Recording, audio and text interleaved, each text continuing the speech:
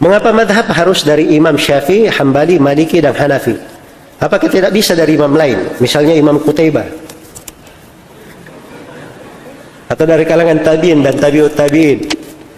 Ya, sebenarnya tidak ada yang membatasi pada imam 4 ya. Ya, cuman sekarang ini yang ada, jadi madhab itu para imam, kalau di dahulu itu ada madhabnya Sufyan ats-Tsauri, ada madhabnya Al-Laits bin Sa'ad. Bahkan Al-Laits bin Sa'ad ini, menurut pengakuan Imam Syafi'i sendiri, Imam Syafi'i berguru kepada Imam Malik dan berguru kepada Al-Laits bin Sa'ad. Sebagaimana Abdullah bin Wahab juga berguru kepada Imam Malik, berguru kepada Al-Laits bin Sa'ad. Imam Syafi'i dan Abdullah bin Wahab berkata bahwa Al-Laits bin Sa'ad itu lebih ahli fikih dari Imam Malik. Tapi madhab Al-Laits bin Sa'ad tidak ada yang kenal sekarang, ya kan? Cuma ada madhab siapa? Imam Malik.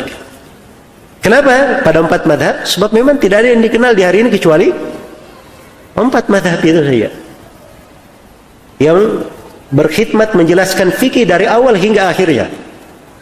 Ya, silahkan mau baca dari, apakah ada madhabnya membaca dari bab tahara sampai kitabul qada, atau bab tahara sampai kitabul ikrar, atau bab tahara sampai kitabul itq. Nah, ini kan macam-macam sesuai dengan urutan pembahasan fikihnya. Jelas ya? Kenapa kita bagusnya tekuni satu madhab saya? Sebab itu ada urutan-urutannya. Misalnya di pembahasan jihad, kalau ulama Hanabila, pembahasan jihad itu dia letakkan setelah pembahasan haji, karena dia anggap jihad ini bentuk dari ibadah, cocoknya di fikih ibadah di ujung di pembahasan haji. Kalau di madhab yang lain itu tidak, dia letakkan, ada yang meletakkannya di pembahasan apa? Pembahasan di akhir pembahasan fikih. Iya, jelas ya? Karena mereka punya maksud sendiri. Jadi kalau kita misalnya baca madhab ini, baca madhab itu, iya. Ini sisi urutan saja sudah bingung-bingung.